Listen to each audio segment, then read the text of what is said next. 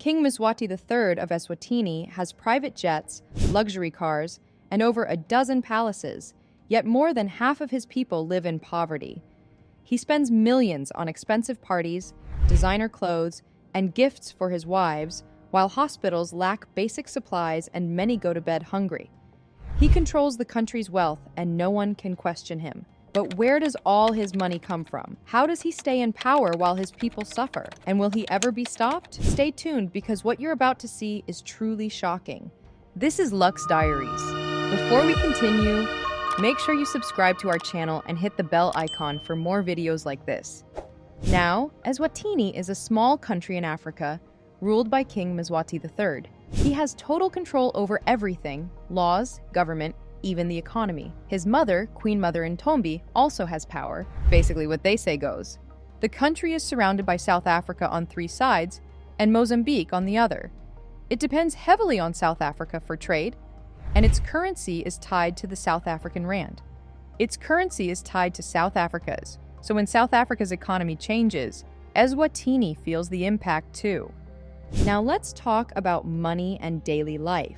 Although Eswatini falls into the category of a lower middle-income country, few individuals within the nation can spot this financial status. In fact, only a small group of people, that's about 20% of the population, control almost all the money. Meanwhile, most people struggle. The unemployment rate is high. Almost 28% of people don't have jobs. Around 63% of the population lives in poverty, meaning they barely have enough for basic needs like food and shelter. The country also has the highest HIV infection rate in the world, which makes things even harder. The health system is overloaded and the economy keeps getting worse instead of improving. There aren't enough businesses or job opportunities to help people escape poverty. But while the country struggles, the royal family lives in extreme luxury. In 2012, King Mswati asked South Africa for money to keep the country running. Then, in 2013, Eswatini pulled out of the African Cup of Nations because they couldn't afford to send a football team. Yet, during this time, the king kept buying luxury cars and private jets, proving that his lifestyle never changes, no matter how bad things get. The lavish lifestyle of King Mswati has widespread effects on the overall financial situation of his nation. Eswatini maintains its image of a wealthy nation because its leader lives in a manner that matches billionaire standards. And that false image has serious consequences. Back in the peak of the COVID-19 pandemic, the World Health Organization excluded Eswatini from its list of countries eligible for free protective equipment. The reason? According to WHO, Eswatini wasn't considered a poor country. But let's be real, this had nothing to do with actual living conditions and everything to do with how the king presents the country to the world. Think about it. About 70% of Swazis live below the poverty line. But because their ruler is out here making billionaire moves, the international community assumes the country is doing just fine. Even Eswatini's own Minister of Health, Lizzie Nkosi, confirmed that WHO didn't consider the country poor enough for aid. That's the level of financial misrepresentation we're dealing with. And it's not just who. King Mswati has been living like a top-tier billionaire for years.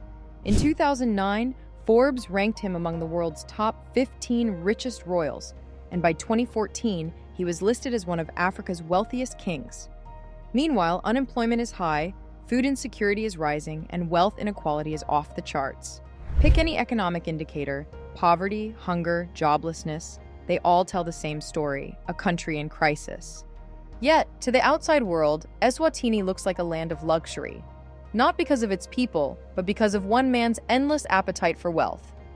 He shows a lavish kind of lifestyle.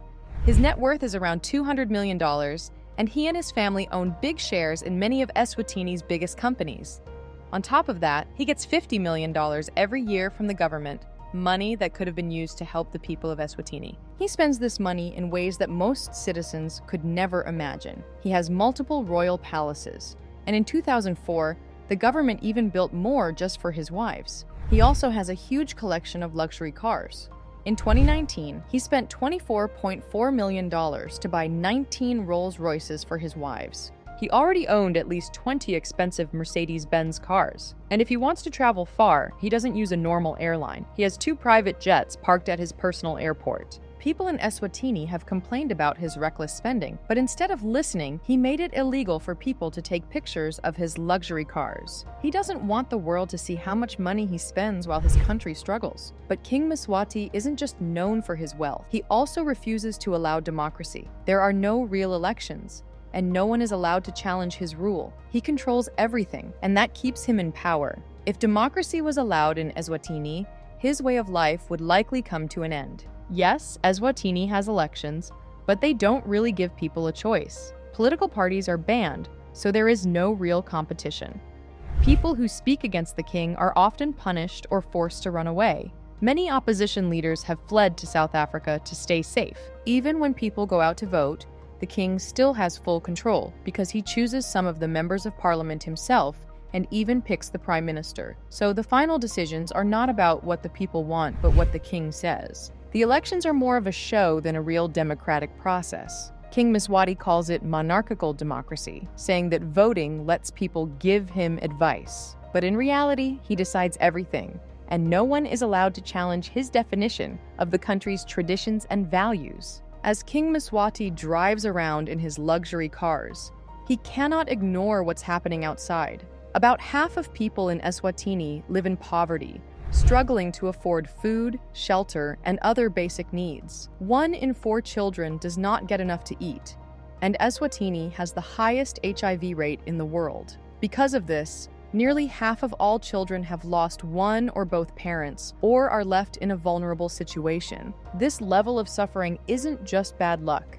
It's the result of an economy designed to benefit the king and his inner circle. His decisions aren't focused on making life better for ordinary people. Until this system changes, any attempt to fix poverty in Eswatini will be like pouring water into a broken pot. It won't work. By 2021, the people of Eswatini were fed up. They wanted change, and it wasn't the first time they asked for it. Back in 2018, there were big protests because people were not being paid enough and living conditions were terrible. But instead of helping, King Mswati III spent millions on his 50th birthday party. When people protested, the police fired bullets, threw stun grenades, and used tear gas to stop them. Public demonstrations arose again in 2021, and the situation escalated beyond control. The protests were initiated when law student Thabani Nkomonye disappeared in May 2021.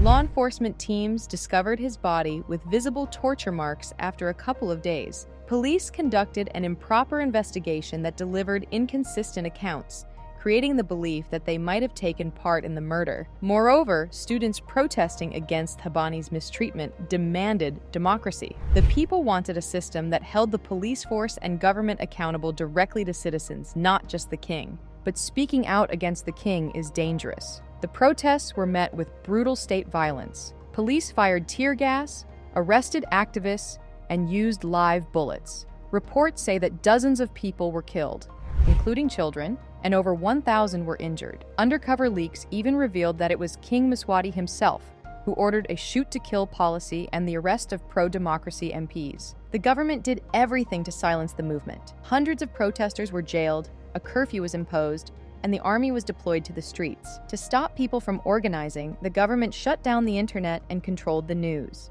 Meanwhile, rumors spread that King Mswati had fled the country, a claim the government quickly denied. The events of June 29, 2021, were unlike anything Eswatini had seen since independence. This time, it wasn't just political opposition groups, it was young people, ordinary citizens, and students leading the fight against police brutality. They called on the African Union and Southern African leaders to put pressure on King Mswati to introduce real democratic reforms. But here's the hard truth. A king who enjoys luxury without accountability has no reason to change the system that keeps him in power. The people want change, but as long as Mswati controls everything, real reform seems out of reach. For now, the fight for democracy in Eswatini is far from over. So, now the real question is, do you think the people of Eswatini will ever get the change they are fighting for? Or will the king continue living in luxury while they suffer? Let us know what you think in the comments. Thank you for watching, and don't forget to leave a like and subscribe for more videos like this one.